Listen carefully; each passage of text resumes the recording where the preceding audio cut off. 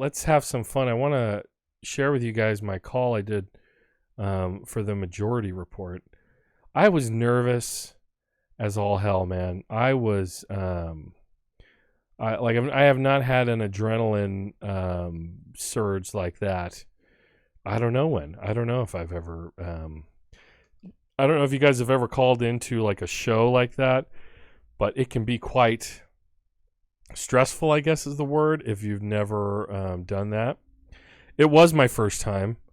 It was my first time calling in.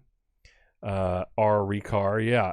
I'd called in before, but it was my first time getting on, and so I was quite stressed out, if I'm to be honest, because it was like just a whole cascade of endogenous neurotransmitters, cortisol, adrenaline, all of that stuff. So let me try to find it. Dark Hood 88 said, I did too, just hearing someone from Santa Maria. Wow, so you had like a sympathetic, nervous response, sympathetic to mine. So I appreciate that. I had a friend of mine on the gram, on Instagram, say like, oh my gosh, I'm getting stressed out just listening to it. One Democratic when Bill Clinton showed up. So let's see here. So I gotta find where exactly it is in the show, but it was on Wednesday. Jay Coleman, don't say cortisol, I'll get a tension headache. LOL, I'm taking a melatonin. Fuck it. Sorry, bro. It's real. The cortisol level is real. So let me see here. All right. I think we're about ready. Let me see. Next, I think, 2 more books in his series, essentially.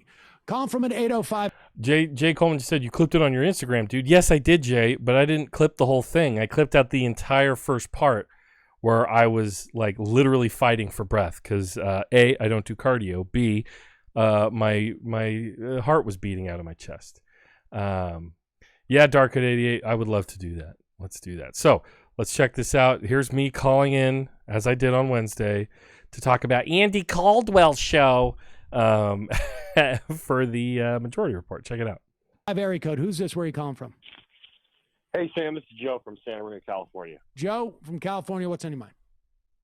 Yeah, hey, man. So I am a print journalist out of full-time work, part of the great dying off of print media that's happened through social media. But I started an online outlet, around the lockdown, and I've been kind of trying to give a progressive left coverage to my area, which, sorry, I'm very nervous, which is, it's a very conservative agricultural area. We're in between Santa Barbara and San Luis Obispo. Uh-huh. And let me take a breath really quick. Jeez. You're doing I'm fine, on the Sam dude. Seder show. He's so nice. His Boston accents. You're doing fine, dude. Oh, let me hear that again. Let me take a breath really quick. Jeez. You're doing I'm on fine, the Sam dude. Seder show. Okay, thank you. So it's interesting. There has been this response now. We actually had a guy, a nonprofit CEO, who was out at the Capitol Hill attack, and we, So we also the other thing is we have this conservative radio host named Andy Caldwell, and he ran for Congress. And he's just passing along the Antifa did it defense. That's what they have been continually repeating. And so he brought this guy who actually went there on there, and the excuse is, well, I went there to pray for the country, which I found really hilarious and kind of interesting, because the group that he went with was called the Jericho March. And he had posted to social media Jericho, which, if you know your biblical history, Jericho was the first city to fall. It's the first Canaanite city to fall to Israel, the Israelites. So it's very interesting. Jay, heavy breathing. That they are trying to do here. So wait, they're trying to pivot to saying that it was Antifa and that everybody was there was just praying. Well, that's what this guy is claiming. He's claiming I went to the Capitol to pray, mind you. I was just there to pray for our leaders and pray for the country. Can't do that from home, by the way. Can't do that from home, apparently. Of course not. Of course not. And the kind of weird washing he's doing of he's trying to, not get fired. He's trying to save his reputation. Sure. I listened to the interview he did with Andy Caldwell, who has the most annoying radio voice. The day of the attack, you'll appreciate this, Sam. The guy he had scheduled on the day of the attack was Joe Arpaio. That's true. Oh my God. And so Joe Arpaio. Yeah, and so he's like, listen, Joe Arpaio, we have some pictures, and it looks like Antifas were there in the crowd, and they're the ones doing this. Is he still pushing the Antifa thing? Because that was what I heard Louis Gohmert and Sean Hannity say on that day. That's also what I heard Mark Levin say. Dark Hood 88 says, another woman that went there from Santa Maria was saying the same thing. Ooh, I would love to know who that person is, and if you have screen grabs, email them, joepoliticalpain@gmail.com. I mean, these guys, the local versions of these guys, they basically more or less pick up off of what the national guys are saying. And, and if they're not directly cribbing from them, they're cribbing from the same place that these guys get it, the town halls and that type of stuff.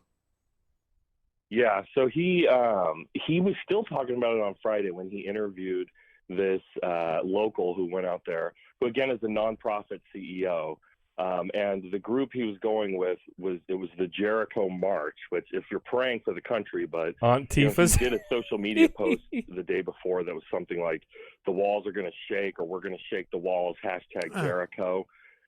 So.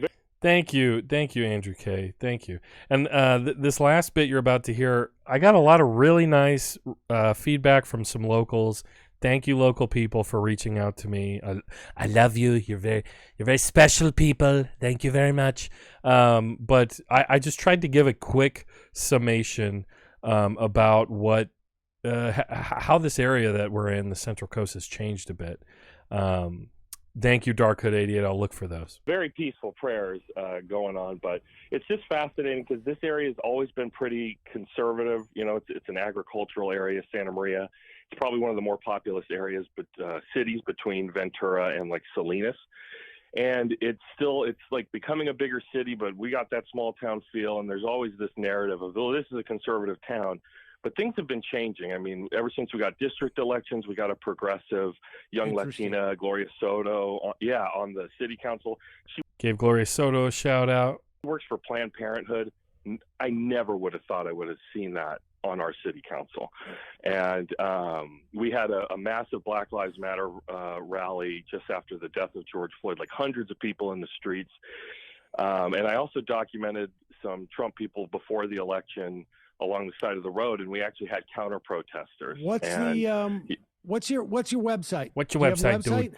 Oh yeah, Political Payne is what I go by. Payne. My name's Joe Payne.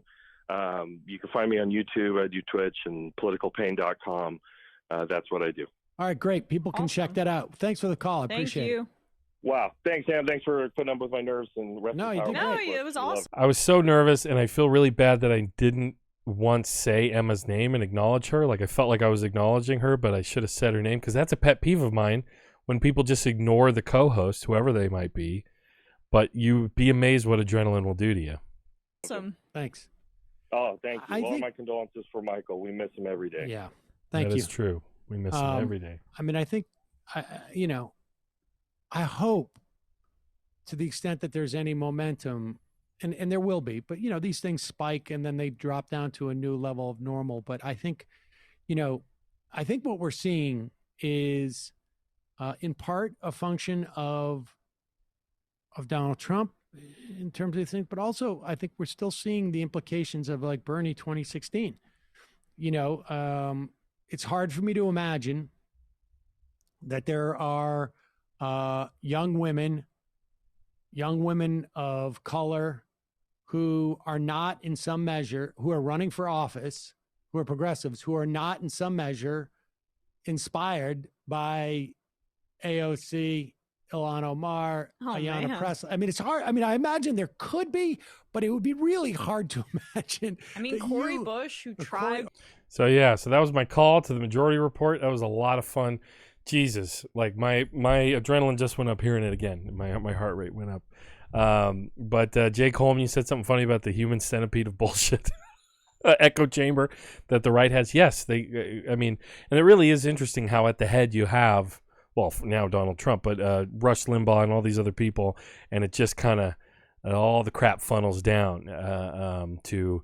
I mean, and this is the thing, you guys, like, you got to understand, why is it so hard for the left in the country? Because there's money. There's money everywhere, in every borough, in every corner of the country, for the right wing. For, small public AM radios, there are little mini wannabe Rush Limbaughs like Andy Caldwell all across the country. And so there's so much money and support for them. Us on the left, I think Jay Coleman, you just commented here, the left doesn't really have the same echo chamber. The progressive indie left trashes the centrist liberals. Different dynamic. Absolutely true. We also don't have the institutional support. Okay? This guy, Andy Caldwell, and this is the thing, he heads this group called CoLab, the Coalition of Labor, Agriculture, and Business. He's a lobbyist.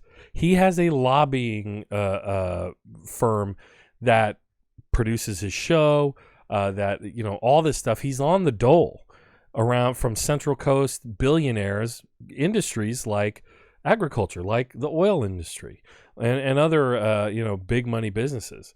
Really quick, this is the story that I was kind of pushing. Andy Caldwell sinks to new low, spreads lies about Capitol Hill attack. This is my low rent little picture I made of him. But this was an opinion piece. I submitted it to the local papers. Nobody would take it. Everybody's too afraid. They're too afraid of my opinions. They're very sharp and they're very harsh. But check this out. I just look at the media. That's Joe Arpaio. I'm sure they love this. They want to put that. Well, let me bring up. So tell me how my Andy Caldwell impression was, guys. Serious. Well, let me bring up. The schedule is. Let me bring up two different tracks of thought that I'd like you to cover. Number one is, I believe, and we've seen some pictures, Antifa claimed that they were going to infiltrate these protest rallies to raise a ruckus, and the Proud Boys said they were going to do the same, and both of them said they were going to dress incognito or all in black. And there is some pictures of guy, the one guy that wearing the horns and the leathers and stuff. I think QAnon shaman, the QAnon guy. Chair. Well, they have pictures of him at a Black Lives Matter rally, oh my God, I think in Arizona. To what degree do you think they infiltrated this just to give Trump a bad name? The left just wants to give Trump a bad name, right? That's how it is. Have some more comments here. They have right-wing solidarity. Yeah, they do.